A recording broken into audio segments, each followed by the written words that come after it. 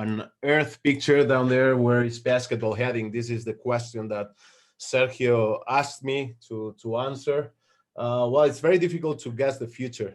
We don't have a crystal ball where we can read what's going to be the future. But I'm gonna just to share a few ideas of what I think the trends are, where we're heading. Although everything can change, and for sure, I'm not getting into the point of all these thing about the coronavirus thing, okay, which for sure is gonna change a lot of things. I'm sure of that. I hope that we get back on court as soon as possible, but for sure it's gonna change a few things, just like AIDS changed the way we treated the players that were bleeding on court.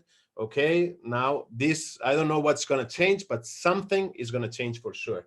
But related to the question and thinking only in basketball, okay, the first one of the first things I'm aware is, are dinosaurs really dying? And what I mean for dinosaurs are is the play on the low post already dying. It's our big players being important as they used to be in the game, or they're becoming less and less and less important. And probably you're thinking right now, is a small ball taking all the piece of the cake, or right now there's a still place for big guys. Okay, this is a trend that's taking place, especially in the NBA, in particular, it's, teams that are competing to win the championship. Okay, it's becoming more and more usual in different teams, and well, maybe because I grew up with them. I hope they don't disappear, but for what I see, the trend is not very optimistic in that way. Okay, we like to have bigs, but bigs have to be more athletic. They're becoming they start to play more away from the rim. They kind of become players that screen and roll, but the game in the low post, I think, is dying. Okay, I hope it doesn't die all the way. Okay, it doesn't go all the way and it disappears, but it's getting less and less important for what I see in most of the trends in basketball in the world.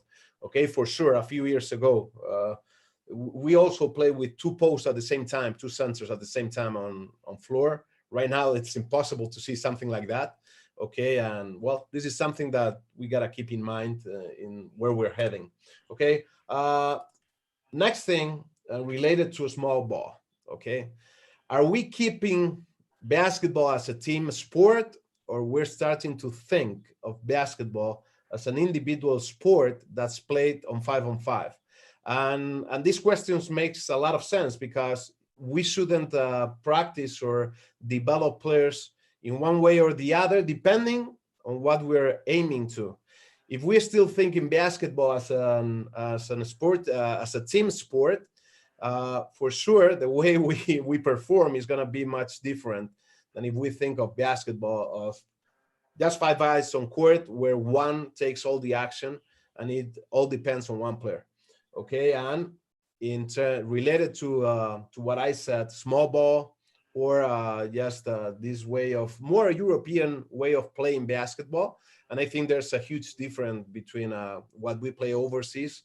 Okay, but it's very important to know. And right now, it's starting to get very important for some teams. The small ball and the way they play, where one-on-one means everything. It's one playing, four looking, ready to catch up and shoot. Okay, but it's not the way of I don't know, EuroLeague way of playing, where we try to share the ball just to find a way to get the gap and to put the ball in. Okay, and it doesn't mean that one is best at the other one.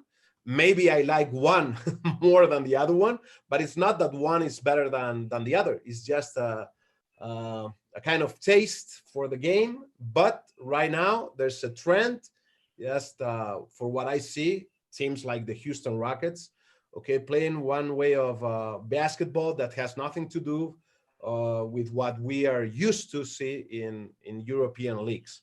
Okay, so there's another point to think about it. Now, this is something that's been for the last 20 years, probably it's been the key of the question for me. Game is more and more physical.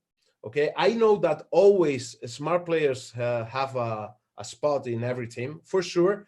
Doesn't matter the age, but uh, right now physical athleticism is getting more way important than it used to be. Okay, right now we got players that you gotta be quicker, you gotta be stronger, but I don't know if you gotta be smarter. Okay, Uh, and this is something that, for what I see, and probably is related with the other 2 points. Okay, if you want to play one on one with 4 players just watching and ready to catch the ball and shoot, if you got the help and you just gotta kick the ball off from where you're playing, probably this makes sense. Okay, if you want to play a kind of game where all the 5 players are involved, where we are all working for the same goal, then probably athleticism is important, but getting smarter is also as important as getting athletic. Okay, but for sure we don't develop players the same way if we're aiming to one goal or the other. Okay, it's different. Although for sure, uh, any kind of coach heading to any way of playing will tell you that they would like athletic players that are very smart, but it's not usually the case. Okay, usually when you got players that use their athleticism to play because they are quicker, they're stronger, they don't need to be that smart. And when you don't have those skills, those physical skills, you need to perform in another way. You gotta be more intelligent on court, just to get just to be able to play surrounded. But all those athletic players, I was thinking, because I'm a little bit old. Okay, I'm sorry for that. I was thinking on players like Larry Bird. Okay, which which were not very physical talented, but man, they were smart and they were skilled, and they were playing pretty well. They dominated the NBA even. Okay, the other one, and this bothers me a lot right now, is data going to control everything. It's starting to do it. Although right now, for what I know, big data is not present, although in technical and tactical matters, because we don't have enough amount of data to consider big data what we take from the game. Okay, but it's starting to control a lot of things in the game. And this is a quote from it's an American author. I can't remember her name. I didn't write it down, but she said something like, algorithms suppose things shouldn't change. Okay, so having this in mind, in this way, the notion we have of freedom is a real challenge, because if we always pay attention to what data and algorithms say or tell us to do, freedom is no longer a way of doing things or having being on court. Okay, it's all gonna be driven by data, and data it's always comparing what you're doing to what was done before, what gets results. So there's no much a big path for freedom on that way. And in my way of thinking in basketball, freedom is a very important point, but I see we're getting restricted, not only at home because of the coronavirus, because the way we're treating data. Okay, so the other one, and this is the last one for me, is the future of basketball 5-on-5? Well, now we're having something very important coming on. It's going to be even an Olympic sport. It's basketball 3-on-3, which is not played, for sure, not played on 5-on-5. We need less players to play it. And what's more important, although it's still basketball, it's not played in a full court. There are no fast breaks. It's only played in one half or half of a court. Okay, so it's another way of playing basketball. And this is something that in terms, well, it can be professional. It's going to be professional also. But in terms of the way we play, many things may change with this 3-on-3 as it gets more and more important. Okay, and becoming Olympic, it's gonna be kind of spreading the word for the whole world on the 3-on-3. So I'm very curious about where this 3-on-3 is heading in terms of how we teach basketball on schools.